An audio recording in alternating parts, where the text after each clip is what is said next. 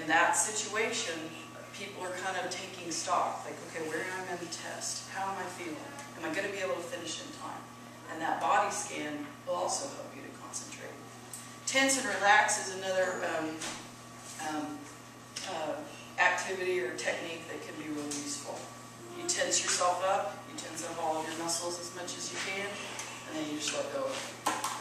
Exercising aerobically, that's not something you can always get up and go run around the block in the middle of a test. If you've been in the lab with me a time or two, every now and then I like to say, you know what, this is too much, go work out, come back tomorrow. Go walk around the block, go walk down the hall, come back tomorrow.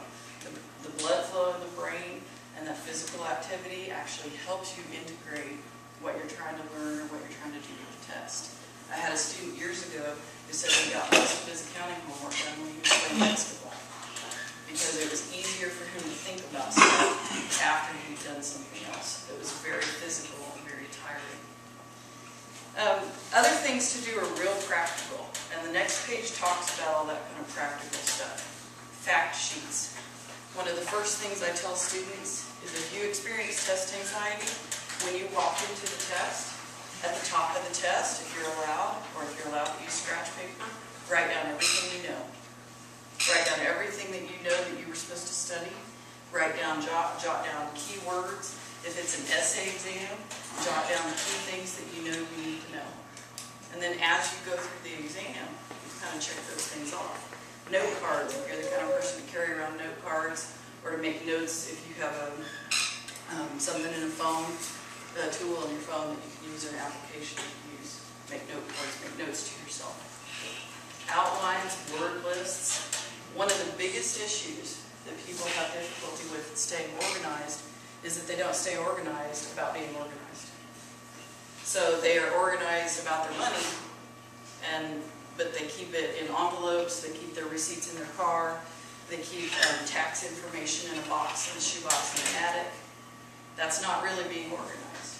So if you go into a testing situation and you've got a little information that you thought about a couple weeks ago, and a whole bunch of information that you studied the night before, and some stuff that you read in the book the first day, you're probably going to have a lot more trouble being organized than if you're more consistent about how you study.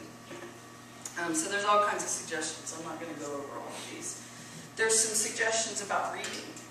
If you're 8 chapters behind and the test is tomorrow, when is your test anxiety going to start? Yesterday. Yep. You've already got test anxiety before the test has ever happened, because you know you're behind and you're worried really about how you're going to get 3-4 weeks of work done in one night. Your anxiety is really about the work that you missed. How do you do that? Are you going to be able to stay up and read 200 pages and study for a test? Probably not.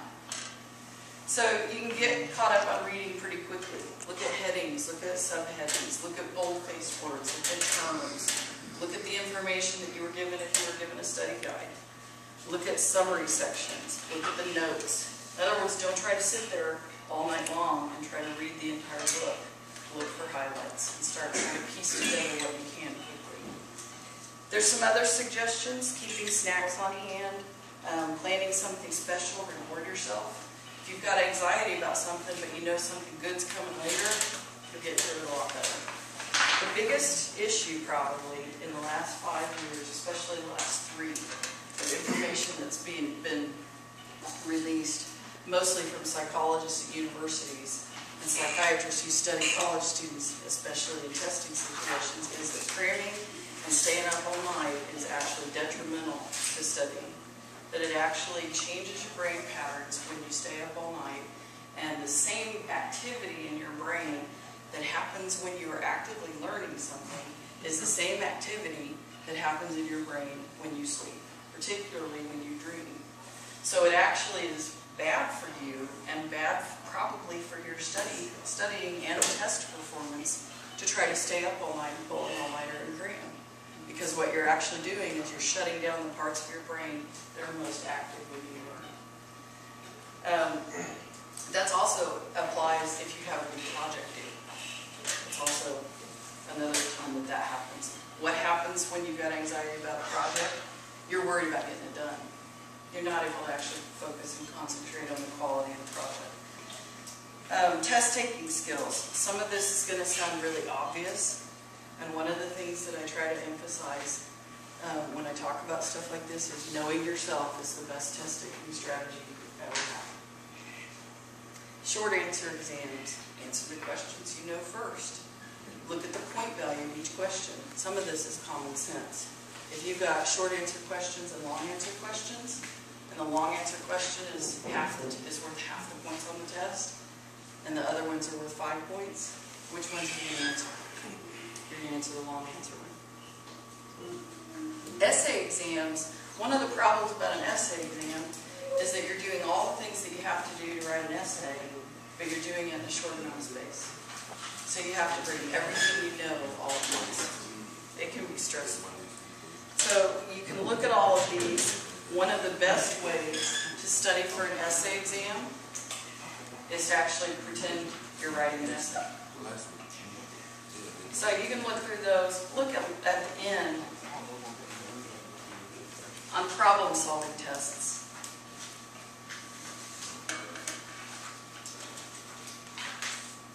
And you see down at the end, when you finish, go back and check for mistakes.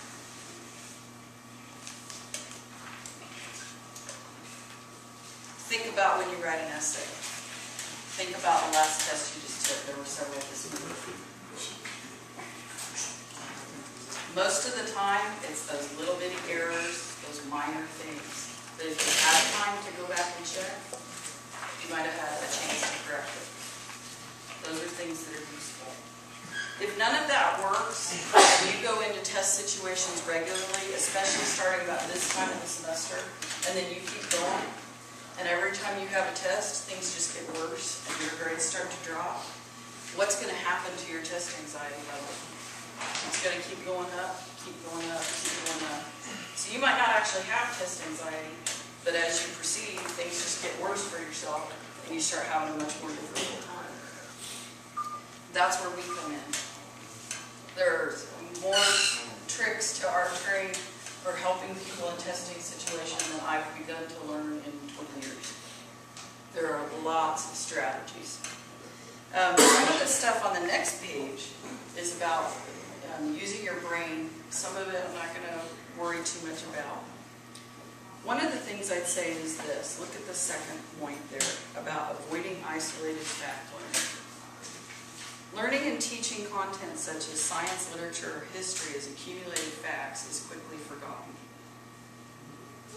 Like for instance, if you asked me to tell you what the main components of a cell are, it's been 25 years since I took any biology. I can't tell you. I don't even know. Why? It's not really relevant for what I do professionally. It's not something I have to know. Many of you have worked with me and you come in for tutoring and you've asked me a question and I don't know the answer. One of the problems about learning is that if you try to learn something without knowing how it's connected to other material, your brain has nowhere to put it. So one of the best things to think about is to try to figure out how things are connected. If you just try to memorize 50 facts, the minute you hit the door, they're already gone. Another point I'd say is that's interesting is to build an entrepreneur mind. What's an entrepreneur? A person who, what it literally means is goes out and gets it for the taking. That's what the literal translation of that word means. You go out and get it for the taking. You pursue opportunity. If you have a mind where you're always thinking about the next step and always thinking about what you're building toward, information is going to be a way to do that. So when you study for a test, you're not necessarily going to be thinking, I'm studying so that I can pass this test. You're going to be studying because you're thinking about the next course you're going to be taking. An entrepreneurial mind is looking at how does this test fit into my whole semester? How does this test fit into my whole time at Independence Community College? How does this test that I'm taking right now fit into other courses I'm going to take when I transfer out? So beware of mindless reading is another one. The mind actually will wander off.